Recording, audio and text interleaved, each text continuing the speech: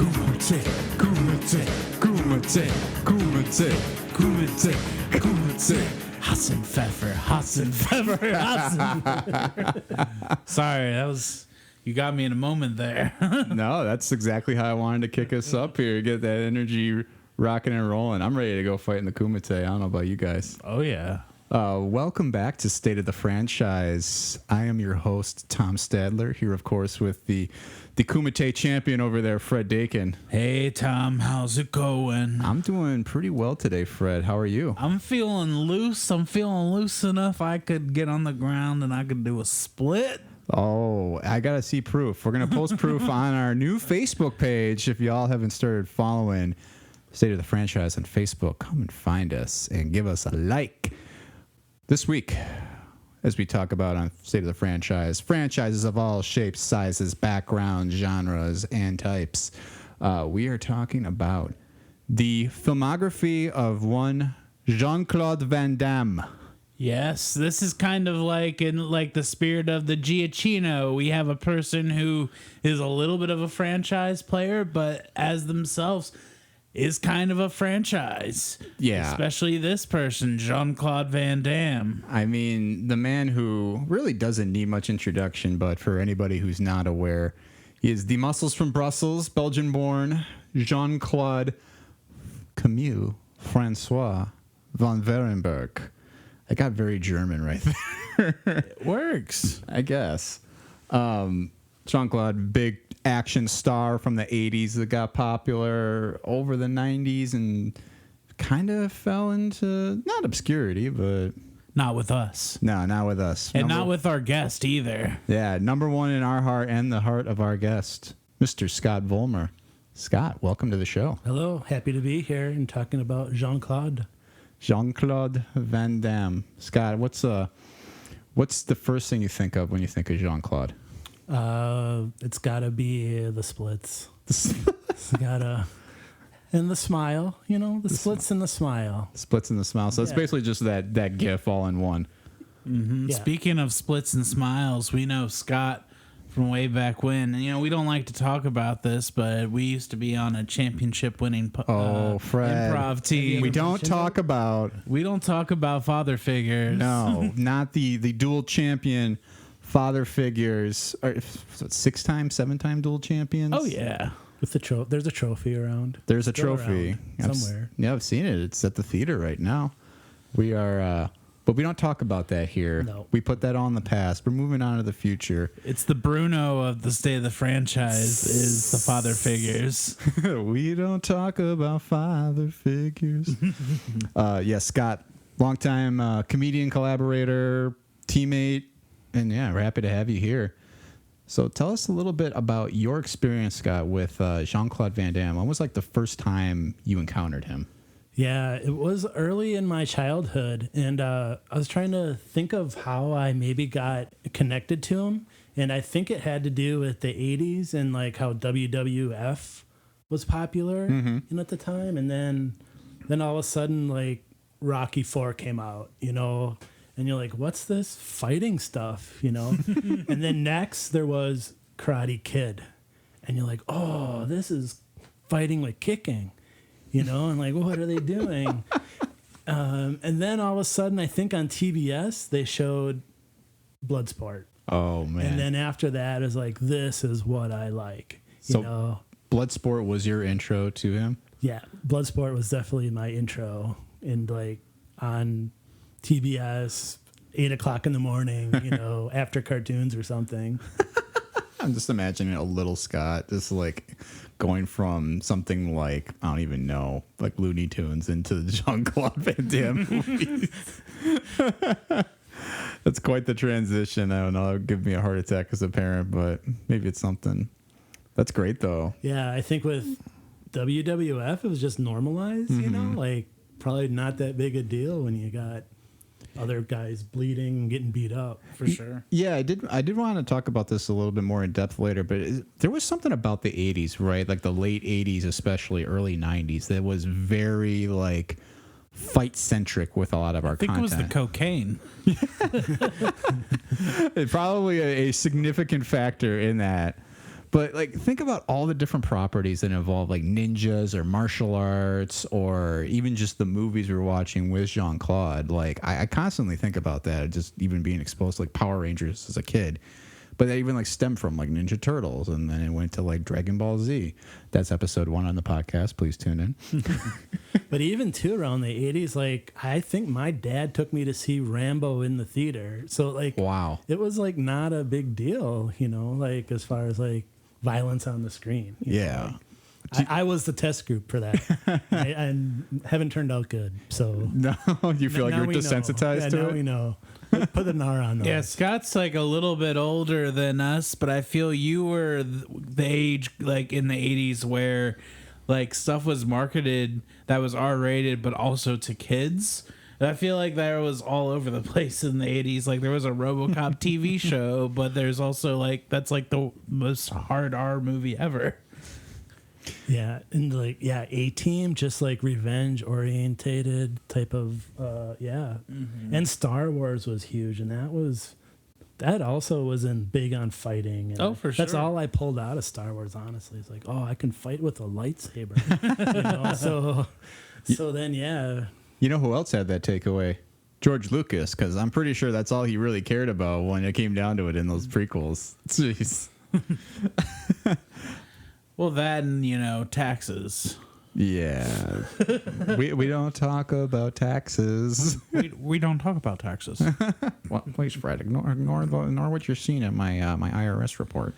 I also feel you said the magic word when it comes to someone like Jean-Claude Van Damme, which is like, if you got 'em, dads, because like that's how I got introduced to Jean-Claude Van Damme. Was he was part of the troupe of gentlemen that he put on when my mom was out of town and we got pizza. Was Jean-Claude Van Damme, Arnold, Bruce, Sly Stallone. These were the movies he loved to watch, especially the martial arts themed ones. Yeah. And it was always the big thing where it was like, his big deal was this actor does their own stunts. And Jcvd is kind of one of those guys. Yeah. Like, he does a lot of the fighting, and like for a movie like Kickboxer, he directs the choreography and stuff like that. I was surprised to find out how many different movies he does do the choreography in. Like, that really is like truly one of his roles that I don't think a lot of people talk about. Yeah, that's always that was like a definitely a badge of honor for like my dad, was if the guy could actually do fighting, because my dad lived in Japan. Oh, wow. He was a black belt. Like he was that guy, like very into Japanese stuff. He loved those movies and big Bruce Lee he guy. gave the stamp of approval then to the Van Damme. Definitely. Yeah. But his stamp of approval was like pretty giving, I will say, but definitely like him, Jackie Chan, guys like that who were like actually doing martial arts were definitely guys he was really paying attention to. Did you get any of the Chuck Norris then? Yes, a lot of too? Chuck for sure.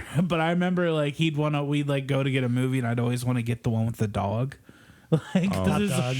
yeah, it's like written by his brother, and it's dude, Top Dog's crazy because it's got like him fighting white supremacists or something. Like the plot's real dark for a movie about a guy and a dog. With a dog, yeah. That's incredible. What was the first Jean-Claude Van Damme movie that you watched then, Fred? It's the one I can remember because there was definitely like a blurring together, but I remember Sudden Death because I think it was because I was a big Mighty Ducks fan, and it was kind of like Die Hard meets Mighty Ducks meets Jean-Claude Van Damme. Oh my God. That's quite a mix too. That's probably that's like my favorite throw on next to my all-time favorite, which I'm gonna keep my cards close for now. Ooh, on yeah, that one. keep that close to your chest. I'm very jealous that you guys got like 2 good Jean-Claude Van Damme movies to start with, because I'm pretty sure my intro was Street Fighter, based on the fact that it was part of like the video game series, and I'm like, oh great, I could like finally see this because I can convince my parents that it's just a video game, only to find that it is just a very tough hang, that entire film. And did you stay a fan after seeing that one? I think yeah, I mean, I always thought Jean-Claude was so cool because I was so young when I watched that movie, but I definitely, I don't know, I always held him in kind of like, he's sort of corny from an early age. So it's something where it's like, I think I've appreciated him more as time has gone on to what he can do. Because it always just seemed like he was just a muscle guy, and that was it. Yeah, I would say definitely those late 90s movies, they'd start getting away from some of the martial arts. Yeah. So it's kind of it became frustrating as a fan for me. For sure. Yeah. What kept you coming back then? Was it just the fact that you did like him? Yeah, it was the fact that, I was hoping for some type of fight scene again, or, it's just also the branded action, I'm hoping he doesn't use a gun, like he's going to go fist to fist with you and you better come up, That was always the thing that came up with my dad or just people I talked to about action movies back in the day. Like, he barely touches a gun in this movie, like especially a Jackie Chan movie. I always think like, doesn't even use a gun once. They would use that in like marketing and stuff. Right.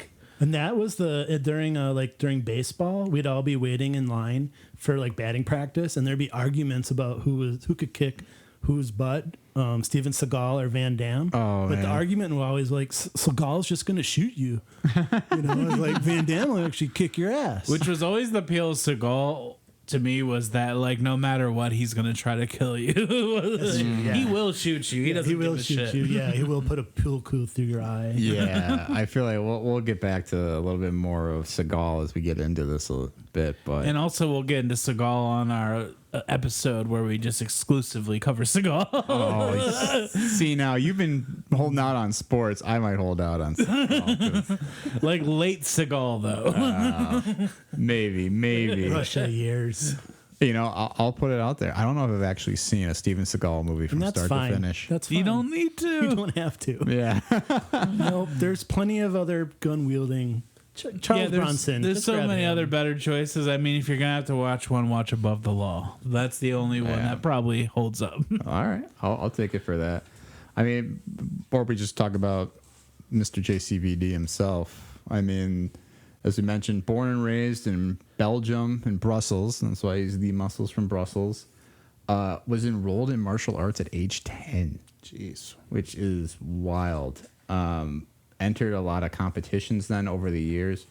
And I'm probably going to mispronounce this. It's Shotokan Karate was like his first school of choice. And I'm leaning on anybody who can correct me. Not me, man. No. That sounds right. Yeah. So his styles ultimately consist of Shotokan and kickboxing. And then he eventually earned his black belt in karate at 18. Wow. Yeah, started lifting weights to improve his physique, which then he got a Mr. Belgium bodybuilding title. I mean, this guy is really, it's surprising how many different accolades he accomplished in life. Like even as like a professional kickboxer and then also an actor and also a ballerina. Well, yeah, what we're talking about is an athlete, which is crazy. Like, a lot of these guys aren't, like, trained athletes. They're big dudes. Well, the closest would be Arnold, who's, like, a bodybuilder, which is an athlete. Yeah. But, yeah, I think this would be the closest thing. But you're not seeing Arnold go on stage at the, New York Ballet and do the Nutcracker or anything, right? It's incredible because age 16 he also took up ballet, studied that for 5 years, so I got to mention. And I wrote a quote down because I loved this. He said, "Ballet is an art, but it's also one of the most difficult sports. If you can survive a ballet workout, you can survive a workout in any other sport." Oh, damn. It's a high props, right? I will say, I would have loved to see him in Black Swan. That would have been cool. Felt like we missed an opportunity there, right? He's usually playing like double identities or twins. He could have done like a split identity thing for Black Swan. Oh my God. Now I want this remake like really badly. Oh, yeah. He ended up coming over to the U.S. in 1982 with his childhood friend, Michael Chisi, who you guys might better know is the villain Tong Po in Kickboxer. Oh, wow. So that was his buddy from Belgium, where they did odd jobs and worked on several films before he got his break as the lead in Bloodsport. And that pretty much led to the Jean-Claude that we know. He ended up doing Bloodsport. He was offered the lead in Delta Force 2 or American Ninja 3 and chose Cyborg instead. So that came out in 89 and then went on to do all the rest of his notable works. Universal Soldier, Hard Target, Time Cop. I mentioned Street Fighter. Scott, I know you can name about 20. I'm going to start quizzing you. We'll see. They're up there somewhere. Yeah. I'll put out now for the 3 that I haven't seen that are blind spots.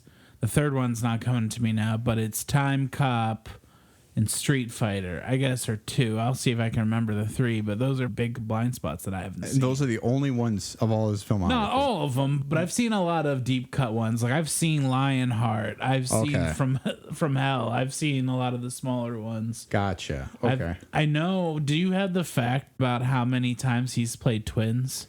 No. It's 4 or 5. Yeah. It's ridiculous. He's digging that well constantly.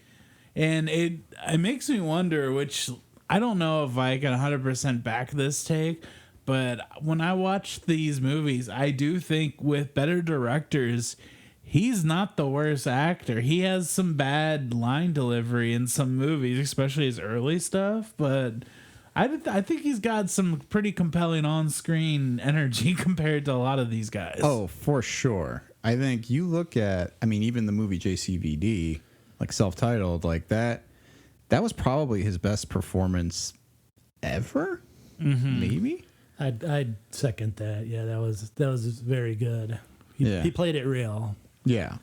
It definitely felt like, okay, here he is, Jean-Claude playing a version of himself. And obviously there's a lot to that movie. We'll have to talk about that in more depth later on. But yeah, that's a pretty personal story built into a pretty ludicrous, maybe not so ludicrous plot. It's kind of goofy. But also to Fred's point, like early on, he started being able to write or like have writing credits on the script. So he had input to his career. So like, yeah, for Double Impact, like that was a conscious choice to expand into showing his range, So yeah. Yeah, he's always doing something different. He also directed a movie that's super wild is The Quest. Have you seen The Quest? No. This is like his third big tournament style movie, and it's got Roger Moore in it, and he directs it. And you have to watch like at least the first 20 minutes of this movie because he's like in old man makeup in the beginning. Oh, wow. And he beats up some thugs. And then he's like, I have to tell you my story to the bartender. And then all of a sudden he's like a mime in France and like back in the day. And it's the most ridiculous movie, but it feels like, oh, this was his passion project. This like epic, fight tournament movie. And Roger Moore looks angry he's in the movie. Sure, Roger Moore was angry in a lot of movies he was in once his James Bond run was over. But yeah, this is really the thing that I think gets me with Jean-Claude is how much he's packed in, or how many of those big movies even he's packed into a relatively short career. I think when you all told, it's still less than 40 years. Well, I found it interesting is like a lot of these 80s actors didn't get famous till their late 20s, early 30s. So it's like you got to build up the skill or the muscle or the notoriety, or it was just a point in time where it was their turn. Right. So yeah, he was 30 years old when his career took off. Yeah. It's crazy. It feels older, but not too old. Probably old in that day and age. I felt like everybody was getting big at like age 22 or 23, and they all look like they're 30. Just to double back real quick, I do have the number of movies he's played twins. So I'm going to have you guys guess the number and see if you can then name them. Well, and also we're broadening twins to genetic science, cyborg related things, right? Yeah. I'm going to say 6. It's too much, but I'm going to say 6. I'm going to go with 4. I think that's right. Got 3. Only 3? I thought it was only more. 3. That's still wild, though. Yeah. So which ones do you think they are? Double Impact, Replicant, don't know the third. Cyborg. No? Nope. What's the third? Maximum Risk. Oh, that's the one I didn't get to rewatch. No. How many movies did you rewatch, Scott? I can't count. What? No. Is it more than 10? No, I don't think I did that. Okay. Yeah. That's where I would lose count, for sure. I think I only watched 2 for the podcast, but I will say I probably put in a Jcvd a year. Oh, yeah, for sure. I get one in. I only watched Bloodsport for the first time, and I'm ashamed to say this, like 2 or 3 years ago. And that was like before we did our lockdown watch, right? Yeah, that was my second watch of that movie, but it changed my whole perspective, I felt like, on Jean-Claude up until that point. So to go back to even where you were before, Scott, talking about like, did it change perspective? I think I always kind of held him in like that corny regard, but then Bloodsport made me think, oh wow, he can do a lot more. Yeah. Yeah, I rewatched that within the last 2 days, and I was, next to Jcvd, that for a beginning actor, there's a lot he pulled off in that. Yeah, for sure.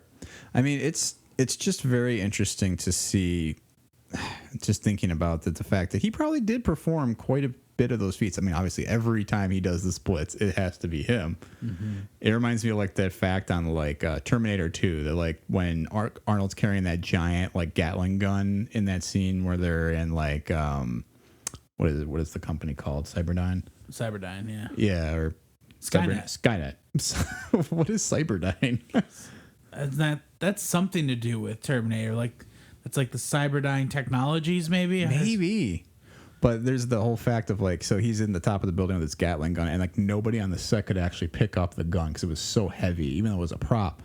So he had to be the one to carry it like to and from the trailers because he was the only one capable of it. So I think just like as far as like Bloodsport wise, I think it's kind of the John Wick theory of action. It's like you get more out of it because he is doing the stunts. So Keanu doing the training.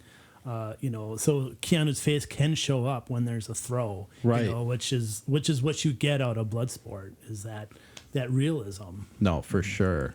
Universal Soldier is the other one I haven't seen. That's a big one. Me either. That's on Netflix. Is it on Netflix now? I think it's on Netflix because I was gonna watch that. I still gonna. Damn. I'll circle back to it. Then if it's that available, I gotta do it. Yeah, I would say you definitely got to go Time Cop, Universal Soldier if you want to, get your bearings in again for Jcvd. Yeah, definitely Sure. Time Cop's one I want to watch. So for the movies you guys have seen, though, just kind of starting to segue into our highlights feature here a little bit. I mean, what are some of the high points you feel like from the movies you have seen with Jean-Claude, and like what are your experiences with him to date?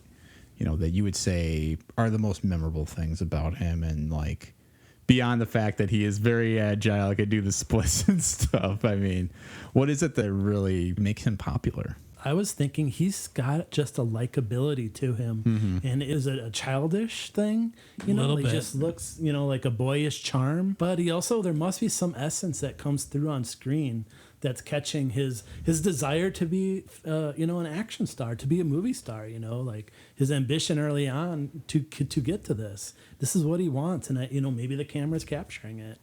Yeah, it's not that I don't give a shit attitude. It's I give all the shits attitude. It's like almost theater kid energy. Yeah, that is actually a very good point that you just did on that. Do you feel like there is some separation between like the level of where Bloodsport was or Double Impact versus like some of the movies, and Scott, I'm going to lean on you since you've seen a lot more of them, but around the era of the past 10, 15 years? Yeah, I think the past 10, 15 years, I think it's the directors he's getting, personally, going back to Fred's point, is like, boy, it's a low budget movie. You're getting a new director, and you're not putting much money into production, but you got Jean-Claude Van Damme who's going to get you the views, but you're not going to put money in anything else. So that's where I feel like the last few years, those are the fault of those movies. Yeah, it's kind of like that director that we see in Jcvd, right? When he's just like throwing the darts at like the Hollywood board. Oh yeah, excellent. Yep. Yeah, that's probably what he feels, and that's probably what has been happening. Mm-hmm. Yeah, he really just needs like the right director. Like for my highlights, like John Woo makes Hard Target, and he makes a John Woo Jean-Claude Van Damme movie, and that movie also has good casting. It's got Arnold Vosloo from like the bad guy from The Mummy, Lance Hendrickson, which is like my favorite, like one of my all-time 80s guys. Yeah, he's the bad guy in it, and it's The Most Dangerous Game, like that story, but modern in Louisiana. Wow. And he's playing like a Cajun guy, so his accent like works kind of. Yeah. Like, I always love it in movies, especially like Arnold Schwarzenegger movies, where they like add in like the quick bit of dialogue about why they look and sound like that. Yeah. Like they really have to do extra work with JCVD's voice, but not his body. His physique seems like someone you might see, even though he's in amazing shape. For sure. As far as like, yeah, every movie you can notice they explain the accent, and but the workaround in Hard Target was, well, it's Louisiana, the Bayou. Everyone talks French, so we're not going to bring it up in this one. Exactly, it's funny. beautiful. It was like, we're not even going to address it. Yeah. Going back to like kickboxers, like, so your mom went to Europe and trained you, but kept me here in America, and that's why we talk different. You know, it's like And the they whole bring it up exposition twice. scene. Yeah. I know. Like they had to like belabor the point of the fact that like he's not born and raised in America. It's like Schwarzenegger's a like mattress salesman in Jingle All the Way or something. Yeah. It's like, what the fuck are you doing here selling mattresses? like just imagine, yeah, like either of these guys as salesmen, like you want the mattress today? Can I just you in the sleeper sofa? It's like this guy's not selling you furniture. There's no way. Well, that's why like Bruce Willis was always my guy. With speaking of these guys, but Tip the cap to a good career. It's unfortunate he's not going to make a comeback at all ever. for sure it makes sense why he was making all these direct to VOD movies. He's probably stacking some money because he's not going to be able to work for the rest of his life. Yeah, But, very sad. I mean, it's off topic but related because I mean JCVD is also a guy who's he's a red box star these days, sadly. Unfortunately, yeah, it's like I can't think of the last title that was big other than JCVD, and I was shocked to learn that was like 15 years ago already. So I remember that like hitting the film festival circuit back when I was at school, and everybody's like, "Oh, this is like Jean-Claude's like best performance in years," and and it was really refreshing to see him do something very honest to himself. I mean, we can obviously start talking about I think some of the plots of these movies and stuff, but. It's weird to start almost with JCVD because that feels like a culmination of everything else that led to that point versus what And I was going to say, as far as like people who want to revisit JCVD, I would say do 2 of the B movies and then maybe a direct to video, then do JCVD just to put his career in context. Yeah. For sure. And then go back into the 90s Van Damme. Or no, I would say, and if you really want a palate cleanser, Expendables 2, he's the villain and he's great. Oh man, He's just great. I have also never seen an Expendables movie. 2 is great. 1 is good. 3 I've never gotten through. Wow. They're like hard R action. Is there anybody who wasn't in those movies? I thought that they intentionally did not invite JCVD to the first one. And I like to think they were saving him for the villain for the second one, but maybe there was some sort of squabble or something. Yeah, I think there was some type of conflict, but then, it got resolved for 2. Something is going on, yeah. But he's one of the older guys that actually plays a role in those movies. Everyone else just looks like you're gonna get me to stand here. I'll say a few lines and then I'm out of here. Especially who's the guy we were just talking about? Chuck Norris. Yeah. He's very much plastered to like the side of the wall in that movie. It feels like. I didn't even know he was in the Expendables. Oh, you gotta watch 1 and 2. They're very watchable. I don't know. There's definitely a piece of me that I think, even getting into this topic, that I realized I haven't been watching a lot of like the big action movies recently. Like even the Fast and Furious franchise, I'm very behind on. So it's like it felt fun to come back and be like, "Ooh, this is a tight 90 minutes. Hell yeah, I'm throwing this time." Tom, when did you fall off on Fast and Furious? I've only seen the 5th one. Oh man, I think 5 on are really fun and dumb. I have never seen 1, 2, or 3, but I've seen 4 through the end, and man, those movies are wild, and people hate on them, but it's a good time. Well, it seems like it's a good time. Yeah, I don't know. And I think that is what's fun though about Jean-Claude though, is like you're just expecting a spectacle of sorts. Like, I do love the beginning of the JCVD movie where it's just like him going through like this big action scene. He's just nonstop, like, you know, kicking people through walls, shooting dudes, like sliding and stuff. And that's like the only like major bit of like typical Jean-Claude action you get in that thing. It's wild. And it's amazing. And other like David Leitch, I think his name is, the guy who does the John Wick movies. Like, he should be making whole movies that are action scenes with JCVD like that. I don't know about now. It might be a little harder, but then obviously you can cut together an action scene. Like, I think about Colin Firth and the Kingsman. If you can get that British motherfucker to spin around and do like all that action stuff, you can get a dude who can still high kick on Instagram to come in and like make an awesome action movie. I want to see his Taken.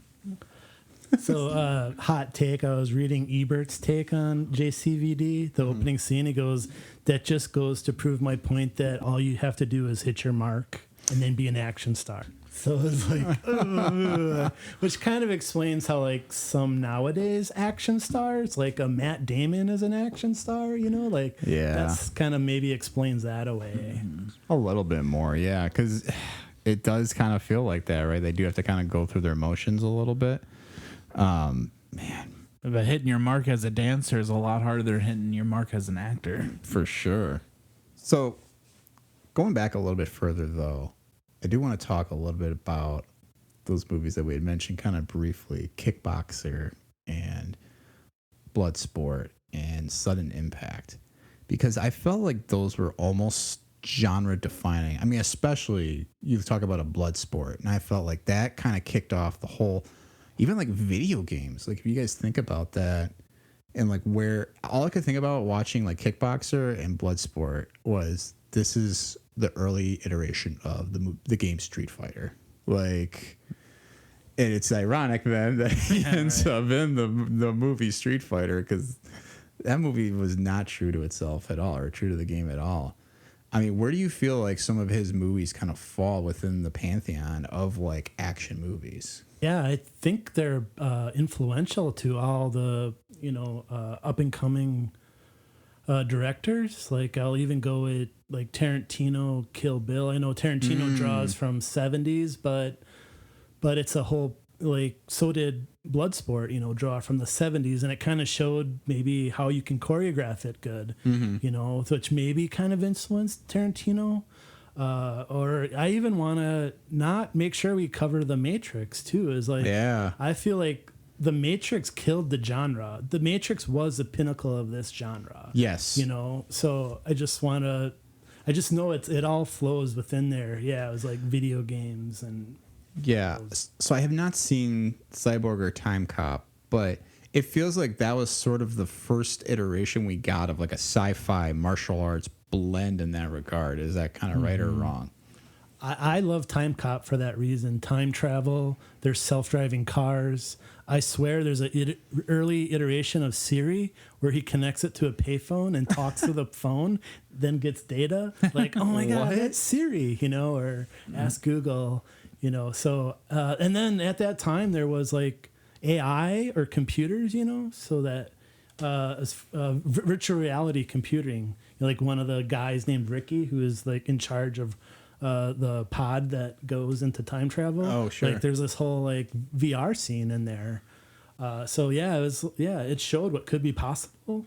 Man, I feel like I've missed out on Time Cop because that feels like such like in my zone, but for some reason it's just never been available every time I've looked for something like that.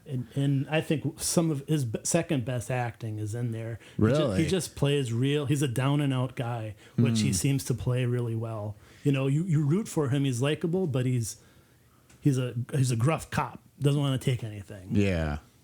That is something I feel like we do get a little bit in JCVD then too. I keep coming back to that movie, but it really is like he kind of gets back to that down and out that he plays so well. Like he just seems like he was just kind of as corny and like machismo as he seemed like he's kind of maybe a sad person inside a little bit, right?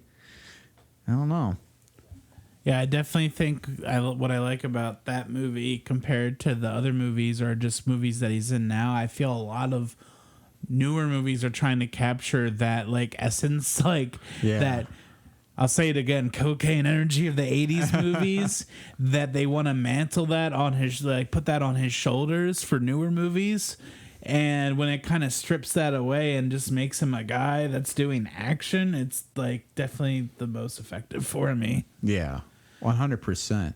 And I was even kind of say, I felt like there is a lot of people who are even trying to emulate that type of like self-reflection that the other end of the spectrum was with JCVD. I feel like all like the newest like action movies, like, you know, Creed, like we see Rocky kind of just as like down and out, like everyone's forgotten him, right? It's just sort of like, this is almost kind of like Sylvester Stallone's career in a way too.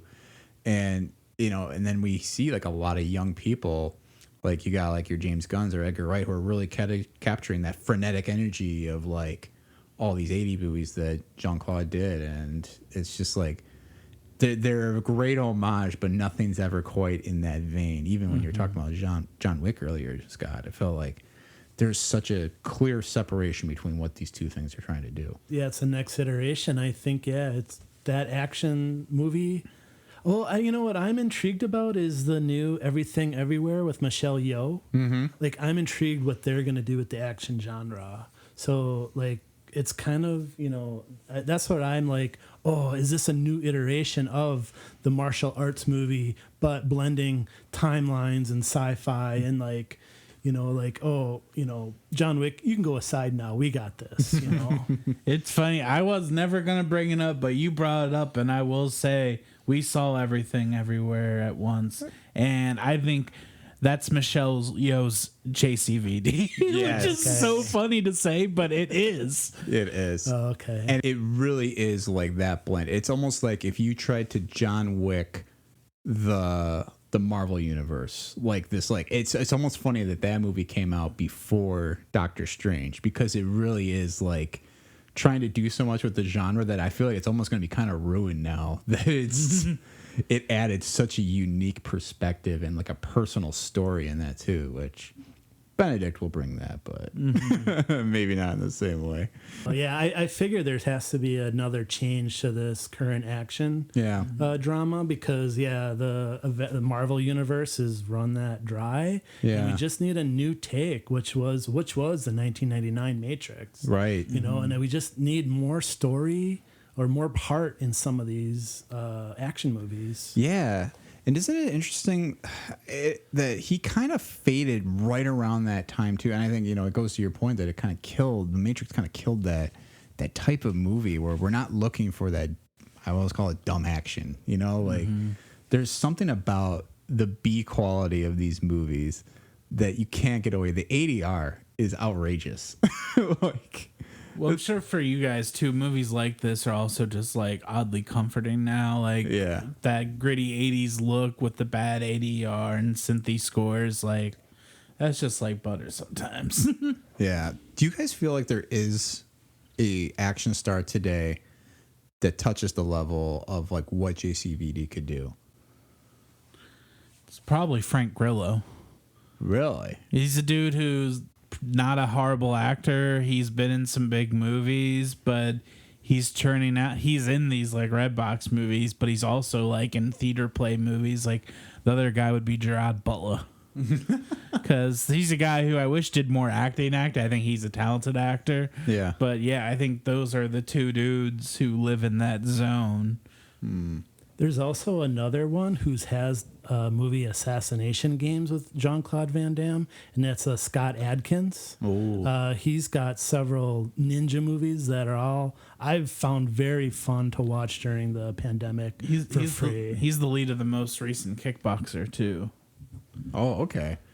Yeah, what else has he been in? Not many pop. I think he's starting to get like. Is he in Doctor Strange? I think he's finally in something Marvel. I'm pretty sure. Wow. Like, but you'll see like, oh, he's a new guy, but you see he's been direct to video this whole time, doing martial arts movies. Yeah. But yeah, I find the essence of a younger Jean-Claude in those, and he idolizes Jean-Claude too. So, really? yeah. So if you want to go like get that 80s, 90s feel again, but maybe updated, but better budget, better production. I think Scott Adkins movies are good. Okay. He was in Doctor Strange. He was in The Expendables 2. And he will be in John Wick 4. Oh, man. So definitely a guy who, watch out. He was in Expendables 1 too, so he's probably like kind of the lower echelon of the Expendables. Sure. Because those are usually the young people. Well, it's interesting, too, that we even bring up like something like The Expendables and John Wick, because it does feel like a lot of the big action stars now are no longer these 80s guys anymore. And I think a lot of them are trying to emulate that, like you were talking about earlier, Scott, with like Keanu's kind of doing his practical stunts. Tom Cruise is doing practical stunts, but nobody's doing it quite on that level. That it's like they're doing the high flying kicks and stuff. It's just his agility is really. I know I was like, let's not talk about the agility, but that's really his defining skill. Like for sure, if you're gonna make a Jean-Claude Van Damme movie, you need a scene where he's in a room doing a split. And the female character opens the door. He doesn't notice. She watches for a bit, and then she closes the door behind him, and that's the end of the scene. I feel like that's in every Jean-Claude Van Damme movie. There's also a lot of scenes, I call them the JC no BVDs. A lot of Jean-Claude bare butt. It's always like, okay, I'm fine with that. Let's get back to the action. yeah. Well, he just got to show off all of his goods. He can't leave any stone unturned. Well, I think that's why I'm not in Jean-Claude Van Damme shape, because if I was, I'd be naked right now. I do have to laugh. In addition to explaining away the accent, like sometimes you'll notice in scenes they have to have like an insert of how he gets his shirt off. Yeah. Oh, yeah. It kind of reminds me like of an 80s movie where like the girl loses her blouse and is in her bra. It's like, it's like the same thing, but with Van Damme taking his clothes off. That's like every like what is that, Porky's type movie or every horror movie of the 80s. It just was a very unabashed time altogether. Can I just bring up something I noticed also with doing the research? Sure. There seems to be an arc to action stars. When you end up doing a buddy comedy movie with a budding comedian, you're on your way down. So I'm like, Dave Bautista, keep going. I know Kumail was good in Stuber, but just be careful, man, taking those other roles where they pair you up with a comedian or maybe a Jennifer Love Hewitt or maybe a dog. Are you saying that Jcvd's was him and Dennis Rodman? Yeah, that was definitely. Well, the Rob Schneider one, I think, was the first. Was he in a one. Rob Schneider? What one? Yeah, knockoff. Oh, okay. Yeah, that one was. man. Rob that- Schneider made his way around with these guys. I think. Yeah, Rob Schneider is in a lot of action movies. Demolition Man, right? He But had then a like weird Jackie peak, yeah. Chan pairing with, That's like Luke old. Wilson or Owen Wilson. I'm sorry. Yeah. You know, I was like, oh man. That was kind of like, after, because even Rush Hour 3 just felt tired. I was like, are we done with these yet? And it came so late. But that's a good point. Man, you go through the list now, too, and it just feels like everybody hit that point. Can you think of a current comedian where you think it might be your death? You know, like if you're an action star, And we're they pair you with you? excluding like The Rock and Kevin Hart as like that's like what it is today. I was going to say, if anything, The Rock has turned that narrative The on Rock- its head. Yeah, The Rock is teetering on that midpoint. But Yeah. I'm thinking, like, is there a Cecily Strong type of, like, you get paired with her or, some other Saturday Night Live person? Yeah, I'd say if you end up in a movie next to like Kyle Mooney or something like that, you're probably video on demand first and foremost. I was kind of thinking of, like, because this Hannah Einbinder, from Hacks, she's Yeah. on her way up. And I'm just like, oh, man, are they going to pair her with somebody? Yeah. Like... But then that ends up launching the comedian. Then, No, yeah, right? that's a step up. You're love- going down, I'm going up. Yeah, I love the actress from the Peacemakers show who was on Orange is the New Black. Oh yeah, Crazy she- Eye or something. Is that her? What I've never seen a show except for Peacemaker, but she is fantastic as the comedy in that. Yeah, she played Tasty on Orange is the New Black, and Every time I hear character names from Orange is the New Black, I'm like, I should probably watch the show. I mean, yeah, you got like Poussey, and you got Tasty, and you got Red. I mean, that's not that impressive, but yeah, you're thinking of Danielle Brooks. That's what I was looking for. She's also, she's on her way up. But John Cena, another person who, it's kind of weird because his action movies are like comedies. So they used to not be. He had a few, I remember, like when he first came out that were like real, like, I'm in this movie and I'm a big action guy. Yeah, like, I'm going to get this. I used to be a marshal. I don't know why I turned into Liam Neeson right there. I've turned into a marshal. I will find you. But kind of moving forward here, so thinking about, I think even what we were just talking about there with what the future is there another JCVD comeback? And maybe this can be the kickoff of our coulda, woulda, shoulda segment. Well, I think this article is pretty new, but I did some research. He's got a swan song movie lined up. Oh. Yeah, and so yeah, it's gonna be a revisiting of, apparently. So this is, I'll share the storyline here. Yeah. So he's an action star, attends like a premiere, but is drunk, leaves, gets hit by a car, gets amnesia, and for some reason he can't remember himself and no one else remembers him.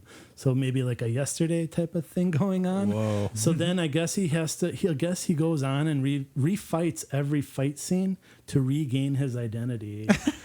So it's him playing himself and pulling from real life. But I think that's going to be his swan song. So I'm hoping, we'll get the rematch with, the in Kickboxer, Hung Pao. It sounds like it's probably going to be, I don't know if you... Well, to me, this sounds like a thing Hollywood does a lot, where something works, and yet this movie hasn't worked, so they make a whole bunch. This sounds a lot like the Nick Cage movie. Yeah. Oh, yeah. And I wonder if, now everyone's going to have a movie like that. And it all stems from Endgame, right?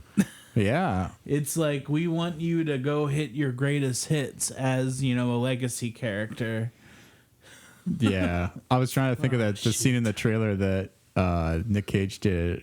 He's just yelling, and it just made me think of like Gone in 60 Seconds for some reason. My take, I don't know if it's hot, is that movie looked bad. I don't know. Oh yeah, the Nick Cage one. Mm-hmm. I don't know. People laughed during the preview, so there's an audience for it. I don't know what movie I was in, but I want to like it. I wanted to too, because I love that pig. We talked about the pig Oh, I love pig. on the Oscar episode. But you don't think they're not going to have any pig scenes in that movie, and you know it. Yeah. No, if they have a pig scene, it's going to be like somehow like he and Pedro Pascal like accidentally butcher a pig. I like bacon. Oh! I just always think of the Community bit where Danny Pudi is like I love it. Nick Cage like rant. I'm a cat. Yeah, that Jean-Claude movie sounds pretty wild though. One of the bits that I was thinking about too is like, as we were talking about John Wick, I was like, is there a place for him in one of those sequels too? Assuming that they keep going, which why wouldn't they? Well, I have a very sore spot of why he hasn't been in there yet. Okay. Because, it's all action genre-rated, and the director, like, he's from the, the Kung Fu, background. Mm-hmm. So I think you just got to put Van Damme as like a janitor in not the Continental, but the other place with the analog phones. Yeah, yeah. And like, there's going to be a break-in in there. Van Damme just beats someone up, and that's the end. Just to give him his highlight in that. That's all I ask for, to get him into the John Wick franchise and give his nod to the martial art. Right. So they got Common in that movie. What was that, 2? It's just like they meet. Common had a great role in the second one. Yeah, I really like the movies that I can't think of his name right now, but I'll have it by the end of this. The guy who made Casino Royale has been making some like pretty good like adult action movies, and he made like The Foreigner with Jackie Chan. Yeah.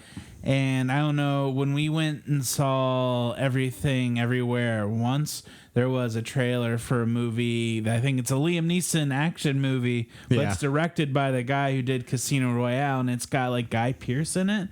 And so I have it right here. Martin Campbell. Yeah, Martin Campbell is a dude who makes really good action movies. And all I want is him to make a JCVD movie. No frills, no whatever. Yeah. Just like a guy in a situation. You don't need to make it that fancy. Don't add all the all the baggage of his past 80s stuff, all that. Just give me like a bare bones movie, and I think I'll be all over that shit. That's what I was thinking too. Do you think like shooting digitally, if we give Robert Rodriguez, Steven Soderbergh, just give them the camera, they'll get a good movie out of it. Michael Mann shot digitally, and made the movie look great. And Rodriguez is a guy I thought of for Van Damme. Yeah. Robert Rodriguez definitely has like that feel for, like a set piece movie that I feel like a Van Damme would really thrive in. Michael Mann would be a really interesting pull, though. I'm just thinking like people who claim they shot on their iPhone, and, or experimented with digital film and it looked great. Get a good script and give it to a good storyteller. Yeah, and I think you could have like a comeback in a way. Definitely. Or I'll throw one out here because I gotta tell the story, and I remember sharing this link with you guys. I want to see the Predator movie where Jean-Claude was the Predator, because that is like the all-time sliding door that I can think of. You guys know all about this? I know about it, but tell the pod. Okay. I feel like I should defer to Scott if he knows the story. I read something this afternoon that went deeper than your notes, but yeah. Yeah. Take the floor. There's like 20 different web pages you can find to like. It's a big beef story, I guess. Yeah. We'll just like lay it out as the first thing is that originally Jean-Claude Van Damme was going to be in a suit and playing the Predator monster in Predator. Yeah. Right? And there's about 30 different versions of what happened, and they're all drastically different. And so I'm very curious to hear what you read first, because then I can relay some of those. Oh, yeah. Okay. The one I read this afternoon was that they changed the suit on him last minute. Apparently, there was going to be more just makeup so you could see his face. Mm-hmm. And I guess the character is going to be more like from Aliens with more maybe tentacles. I don't. So when the suit got bigger, he was given a pass to leave by Joel Silver, I guess, something like that. So in that version, did he request to leave or was he fired? He requested to leave. It was like, it sounded like he was, it was like, okay, or it's his choice to leave. Wow. Yeah. Okay. Because that seems to be the consensus, is that he was the one who quit. But I remember there's like versions where they got into like a shouting match and like he got hit by somebody and just stormed off the set. And there was just all these different like relayings that, swore that he had it out with Silver like over this whole thing. And that like he had originally committed, but then decided he wasn't going to commit. And like nobody can agree on what actually happened other than just to say that, that somehow the suit was like too warm for him. He quit, and then they completely redesigned the Predator to the one we know now, which definitely feels a little more. I kind of see what they're doing. They're almost doing like the thing in like Princess Bride where it's like Andre the Giant versus like Cary Elwes when he's like, real nimble and he's trying to take down a bigger, foe with like Arnold. But there was something about how big and intimidating the Predator looks in comparison to Arnold, and just somebody who looks like he could legit take him down, like hand-to-hand combat. Well, also too, just for ego wise, like I wouldn't want to be the guy in the green suit when you're trying to be Arnold's equal, especially with Arnold, a guy who's like you're like the guy in the casting rooms probably with you, Yeah, it's up for all the same roles. I mean. Just imagine, though, if they made those sequels then with that type of Predator, all the different things that I feel like the franchise could have gone. Because then is Alien vs. Predator even the same thing, or is it? Well, by then it's got to be CG. Yeah. But then later they'll come back to the real, because that's what it's all about these days. We get the origin story of the Predator. When you said that for coulda, woulda, shoulda, I thought you want him in the new Predator movie. Well, that's kind of where I was going with that. What if we did get that version? Like he's like the ultimate predator of like one that's not only a good hunter, but he's also like.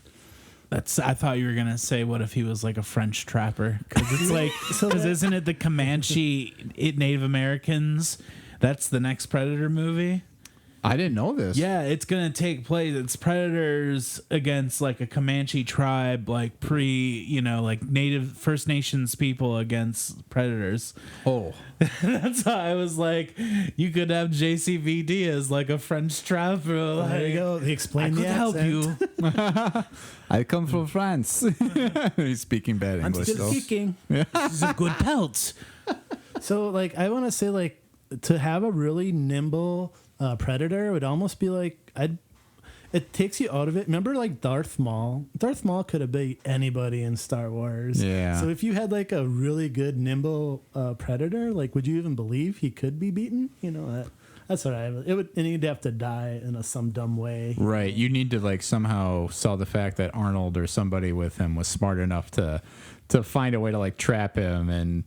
We can believe that Arnold would figure out the mud thing of like, oh, he's tracking my heat, but not like, oh yeah, I'm gonna develop some kind of like makeshift net, like Home Alone style. Yeah, that'd be an interesting one. I'm trying to think, you guys got any other coulda, woulda, shouldas for? You know, like I just want to play on his likability and to like a point of like I'm a fan of dumb comedies. Like, Yeah. I wish he would have done a Muppet movie. You know, like I can just see him being in love with a chicken, you know, and like kicking Muppets, you know, like I don't know. I just find that adorable and fun. That was maybe the last thing I expected you to say. He'd be really good on just like a segment of Sesame Street. They're like talking to like Cookie Monster, like, oh, you like those cookies, but you should not have too many. And I Googled that, and those do not exist. And I'm curious to why not. I mean, now I really want to see him interacting with Muppets in some shape or form. I think this is a very big missed opportunity. I'm happy that he is a character in the new Minions movie. I'm just happy he's getting that money. Yeah. And I think he's playing like a play on his persona. It's like he's playing Jean-Claude, like Clawed. So maybe he's a cat. That'd be pretty cool. That's clever. Can I just share a beef that, like, when you guys watch Bob Odenkirk and Nobody, could you just think, why can't that be Van Damme? Do you guys think like that? Well, that's what I was getting with the Martin Campbell style movie. That's what I want, is just like a bare bones, like, dude's gonna mess some people up, and you shouldn't have underestimated him. Yeah. I don't need the splits anymore. I don't need any of that. I just think he could hold like I remember there was that Mel Gibson movie that was pretty bad, I think Martin Campbell made, which was Edge of Darkness. And just like a revenge thriller where his daughter or son is murdered, or wife. I hate to say it, but like I love like a Harrison Ford-esque 90s movie is what I want. I'd be okay if they replaced every current Mel Gibson planned project with Jean-Claude, because he is doing the Continental, Mel Gibson. So there's your way to get Jean-Claude in the John Wick universe. That needs to change. I don't want to see Mel Gibson. That's going to ruin it. I would like to see him be in Lethal Weapon with Danny Glover. Like, you think you're too old for this shit? Look at me. I've been doing this a while. That's the whole thing. He's from Brussels instead of Australia. Is Mel Gibson's character from Australia in there? No, he kind of does a whole like American accent, right? Riggs? Or no, he's not Riggs. Who is he? He's Riggs, because I always have to think, because Danny Glover says Riggs. Yeah. Murtaugh. Yeah, Murtaugh is Danny Glover. Riggs is Gibson. Okay. Yeah. He lives in a trailer home down by the ocean. Amanda by the river. I used to love those movies so much. They were. One last coulda, woulda, shoulda I have, and it's kind of a fun piece of trivia in with it, is since he was in that bad Street Fighter movie, him doing Mortal Kombat would have been interesting, because the character of Johnny Cage is actually based on Jean-Claude in real life.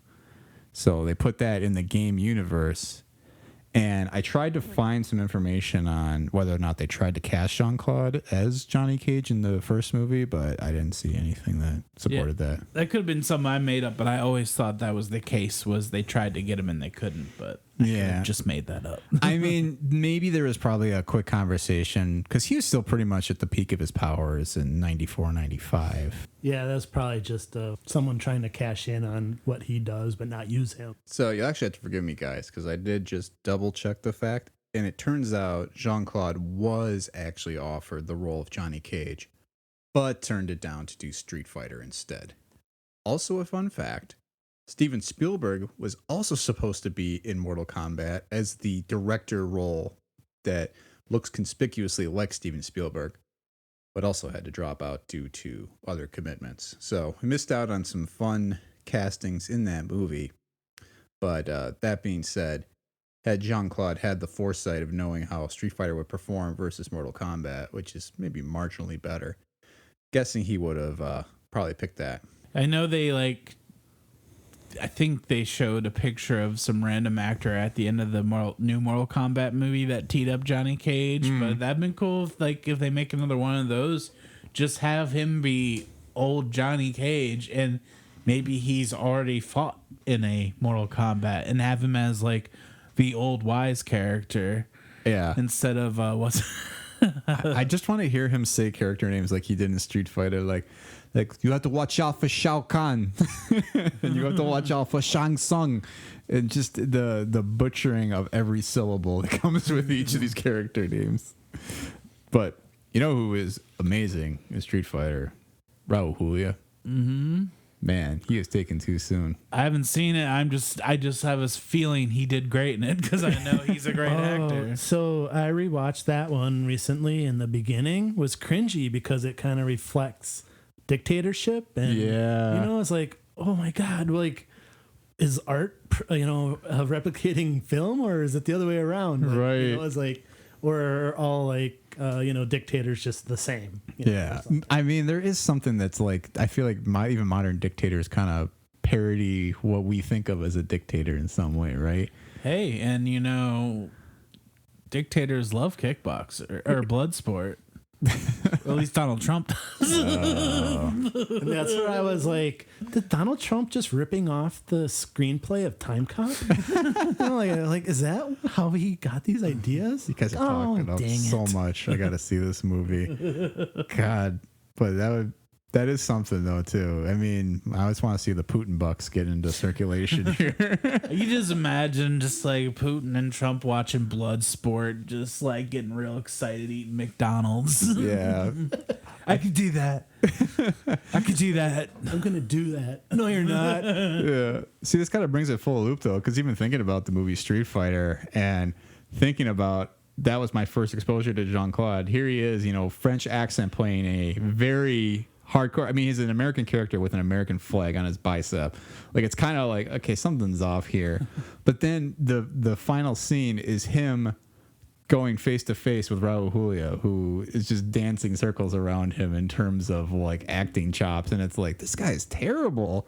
And then you look at him in other movies, it's like, oh, that's just kind of not the right role for him. Like, that whole movie is just woefully miscast. Well, yeah, too. It's like Raul Julia was dying and Jean-Claude was on coke. Yeah. So it's like, there's just a tone problem there. Yeah, everything. Yeah, terminal illness and cocaine aren't like good scene partners. No, proven. We did get Ming-Na Wen though in that one. That was pre-Mulan in that movie. Yeah, so that probably gets us through some coulda, woulda, shouldas, unless you guys think we missed any. I just want Liam Neeson to throw some scripts to Jean-Claude, That's what I've been saying this whole time. No, I'm just like, why does Jean-Claude have to go direct to video and Liam still gets Cold Pursuit released? Yeah. I think I stand by it. I think the biggest takeaway for me is that he had a thing in the 80s and they just kept trying to pin that thing throughout his whole career instead of transition into like what we saw in a great movie like JCVD, Another Side, careers can change. And if you approach it, like he had a show on Amazon that ran 2 seasons, I think maybe even 3, called Jean-Claude Van Johnson. I watched some of it, and it's all dealing with his legacy, which is not enough to support a show. Yeah. I mean, yeah, he really was not a one note. Because he kind of reminds me, and forgive me if you guys don't pick up on the sports metaphor here, but like Bo Jackson, in that like he could do so many different things. I mean, he's like an 18-time like kickboxing champion, or like he's like got like an 18-1 like professional record. It's something crazy. Plus he's this actor, but it felt like he was so of the moment that like once the moment was up, he just sort of like faded, and people were like, "Oh, remember that guy back in 1991? Boy, what a movie Time Cop was!" Like, you know, and it's just like it's not like John Wick 2, where it's like, okay, Keanu's like, "Oh man, Matrix was great," but now we have this whole new series where he's back and he's kicking ass and he's a A-lister again, pretty much. Yeah, if I think he would have had a better career if in the 90s he was able to pick more projects that were like elevated adult thrillers like an Air Force One. Yeah. I'm not saying he should have that role as president. I am the president. Get off my plane. But you know, Air Force One is a action movie starring a older Harrison Ford where he doesn't have to do much action, and it's amazing. Yeah. Like that's the kind of role he should have been taking instead of like, I'm going to get kickboxing in all these movies and it'll be about this, you know? Like if he just put his hands in good directors, even just like a John Woo. Or the last one I'll throw out, Paul Greengrass, get like the Bourne guy for some real tactile, you know, up close stuff. I would love it. No, I mean, there's definitely some potential there. I'm still stuck on the fact of like them trying to have to like make a reason why he's speaking with a French accent as the president of the United States in Air Force One. I was also a former kickboxer. And a reason to get his shirt off? So the UN, like, they're having a meeting, but the AC's out. There's no way Gary Oldman would have signed up for that, knowing that it was going to be his counterpart. Yeah, this is good. Let's get into the power rankings to start getting ourselves to the end here. I wanted to ask you guys for this week to rank the top 3 moments for Jean-Claude in any of his filmography or outside. I don't know if you guys are fans of his kickboxing tournaments. Mm-hmm. I did not watch any of it, but I'm sure there's clips. And I just want to hear where you're at on that front. Like what really defines him? If you want to pick a whole movie, give me a whole movie, but I just want to hear 1, 2, 3. So Scott, you want to kick us off? Yeah, I'll kick off. I think I was trying to think back on moments like that stick in my head, you know, and I like rewatching the movies like, oh yeah, that was pivotal. Going with number 3, in Hard Target is the ending scene where he has a grenade and he puts it down Lance Hendricks' pants and then he kicks him and Lance Hendricks and he goes, hunting season is over. And then Lance Hendricks dismantles the grenade, but keeps the fuse too close to the grenade.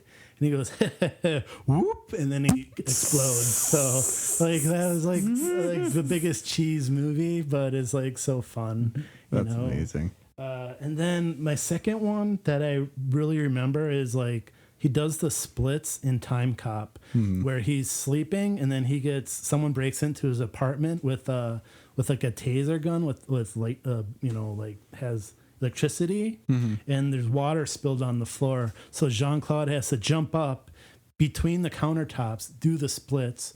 The electricity hits the water and then electrocutes the guy who shot it. And so I've always thought, oh man, I got to learn how to do the splits in case someone tries to break in, and or I would just practice doing the splits in our counter in the kitchen. You know? So that's like a memorable memory for me, just how he had to choose that.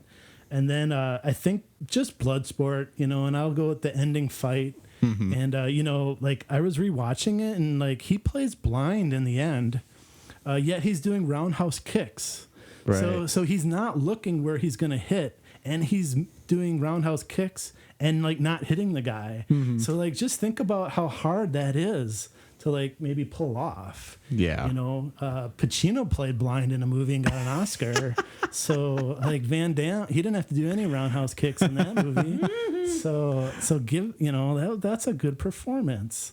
So those are my 3 like stick out in my head. I am a little flabbergasted you just compared Jean-Claude to Al Pacino. But hey, what's the bad guy's name? Chong Li, right? Chong Li. Yeah. He's got a great ass. I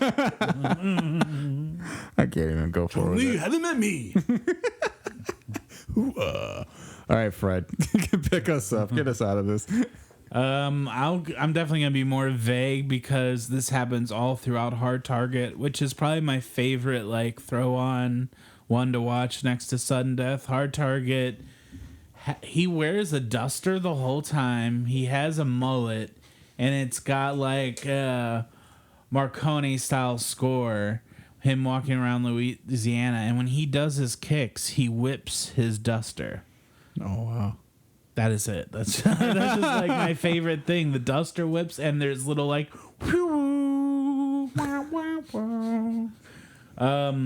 I would say I love in Sudden Death. There's a lot of like hockey related puns, and it's another great. This makes sense why he's here. Is he's a security, but I think he's an ex-French Canadian hockey player who, got a little too rough. He's pretty much Happy Gilmore in that movie. And then third is going to be that opening scene of Jcvd, the action scene, just because it just shows the potential on the screen. Man, no, that's all pretty good. I need to see Sudden Death too. There's too many. Sudden Death has Powers Booth as the bad guy. Another great like 80s or 90s bad guy. He definitely never phones it in. I'll say that much. When he shows up, you're getting a good work put in. Those teeth are doing half the work though. The Powers Booth just like big old front teeth just coming at you. Yeah. Oh, God. But I do enjoy very much that opening scene in Jcvd. There's just something to the choreography that went into just a 5-minute span that just basically ended at that point, and you're like, you're not getting a Jean-Claude movie. Do you think no cut in that? Do you think it was one scene, or do you think there were cuts? There's probably edits in there. Yeah, I think it's sneaky edits for sure. Because even like all those Daredevil fights are like in pieces. Yeah, they're very cleverly cut, so it doesn't look like it. Anytime they like, if I was like aiming at Tom and I like cut across to you and there's a wall behind you and it's just bare wall, that's how they cut it. Like anytime they spin around, there's just a shot of wall. Yeah, that's just a cut you can take. No, that's exactly how I'd look at it, because I'm just thinking of like, I can't remember what I was watching recently. That's what I'm stuck on. Is like, I just saw this recently. Somebody did like this incredibly long take. And all I could focus on was like, that was a cut right there. That was a cut right there. I do it all the time. It was an HBO show. I know I can't pick. Was it True Detective? It wasn't True Detective. Okay, because they do one in there. That's the granddaddy for me of like one-shotters. That True Detective scene. Have you seen that, Scott? I don't remember it if I have. You don't even have to watch the show. The show's great, but just watch that one shot. It's amazing. I think it might have been Peacemaker. Did you watch Altman, Tim Robbins, The Player? No. You ever see, that's like I think that might be a one shot, but it's crazy. Like there's they go to different locations and different characters. Altman's famous for that, yeah. Yeah, so that one was bizarre. It goes on for like 10 minutes. Not 10 minutes, but it felt like 10 minutes. I'm like, oh my gosh. Wow. The Player is on my movie list right now, and it's not streaming, I don't think. Yeah, I just need to do a lot of Altman. I'm very behind on him, too. I think I was thinking of Peacemaker, though. I think there is a scene. Oh, yeah. I can't think of the episode. That end fight is a oneer, for sure. That's it, yep. And I'm pretty sure that's where I was like, yep, that was a cut, that was a cut. Mm-hmm.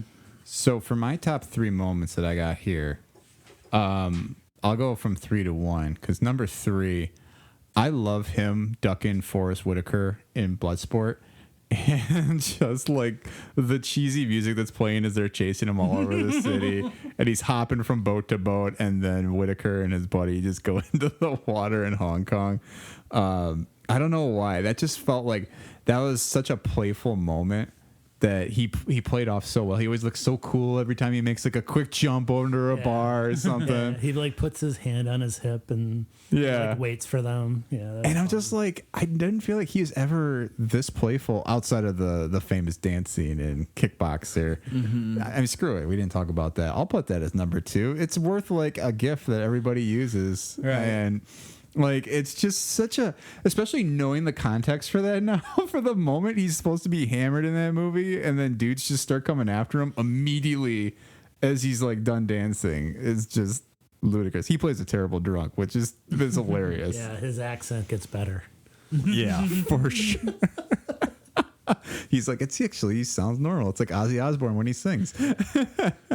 And number one also didn't get mentioned. I'm surprised. The speech in Jcvd near the end. That was hard to, that deserves it. It was on a long list for me. Yeah, and I hate to end on a somber note. I mean, the whole movie of Jcvd is kind of a somber note in a way, but it just was such a personal story. I mean, I think it's a great kind of like crossover point here to even just put some finishing touches on him in general. Like, he's had a rough life. Like, for somebody who has it all, he really didn't have it all. Like, it sounds like he has 3 kids who might not have a great relationship with, struggled a lot with drugs and alcohol, like 4 or 5 marriages. Like, that's crazy. It's Elizabeth Taylor level. Mm-hmm. And yet he's just still out here just putting in his work every day. I mean, does that add to him a little bit to know that he had all these kind of personal demons? But I think when you wrap up the chapter, it'll mean something to whoever picks up the man, or like whoever may appreciate him later, or whoever's watching Turner Classic Movies 20 years from now, like, will appreciate what he had to go through to put those performances on the screen. Right. Yeah, I'll just repeat the Bruce Willis thing recently put in perspective for me when I kind of like hate on these like 80s dudes who like just churn out like, rental movies nowadays. I just really, when you put in perspective of things, just kind of like, yeah, it's probably nice being, rich and being in movies, but some of those dudes definitely put up with a lot of crap and went through some hard stuff, and, just, you don't know everything. Yeah. It's kind of the end thing, and like, You once you hear certain things, you can put it in perspective, and you're like, oh, okay, that's why, or whatever. Yeah. But I definitely have chilled out when I like judge like the red box thing. Right. No, and I mean, it was refreshing candor to hear him kind of talking about that too, of just like, yeah, he's like, I know that hasn't been good, because he's clearly in that moment of that movie not talking about him in the movie. He's talking about him in general. And I'm like, he probably wrote part of that scene. He had to have, right? Like, or off the cuff, or something, improvise it, and then kept improvising, take down key points. It's definitely. That's a heck of a movie. I was very bummed that I didn't catch it earlier on and like years ago, because that's probably the last great movie I think he's done, unless Expendables 2. Expendables 2, yes. I want to add for my best things in Expendables 2, and it's not really a spoiler, but I'll tell it anyway. One of the people they thought they could make work as an action star was Liam Hemsworth, and he's in Expendables 2. But get this, he dies in the first half hour, and he dies because Jean-Claude Van Damme gets revealed as like the big baddie. One of his hench guys, like, he's got Liam Hemsworth on his knees on the ground, but he's a super tall dude, so he's like chest high. And one of the guys is holding a knife to his chest. The guy lets go, and Jean-Claude Van Damme does a spin kick and kicks the knife into the guy's chest. Oh, wow. Into Liam Hemsworth's chest. So, That's amazing. I'm not being gross, like, haha, get that, Liam. But when you watch it, you're like, oh, Jean-Claude's going to do kicks in this movie? And he does a few good kicks in that movie. Him and Stallone have a fight. And, I mean, what more do you want? That's pretty good. Okay, I'll amend it. And I don't think spoilers are needed for a movie that's 10 years old at this point. No. But I will say, you don't have to watch all the Expendables. I think 1 is good, but if you're going to watch 1, 2 is good, and it's good Jcvd. Yeah. 2, it sounded like to me, was like everybody who didn't get in the first movie was like, come on, let me in this one. And they got everybody that one. That's good. Anything else that we want to add to any talk points on Jean-Claude Van Damme? You like how I say it with an accent every time I say his name? It feels like the right thing to do. It does. If not, I guess we can move on to just our ending here. Scott, anything you want to plug? Yeah, I guess just coming up, you can catch me at the Interchange Theater. Look for Team Tina. That's what I'll be performing in mostly. And I also just want to plug smoked paprika. Just put it on your table next to the salt. Put it on some dishes. I don't know. It's underrated, but it's delicious. Well, a son should spend time with his mother. That's what I always say. It's smoked paprika. You can find it at your local grocery store.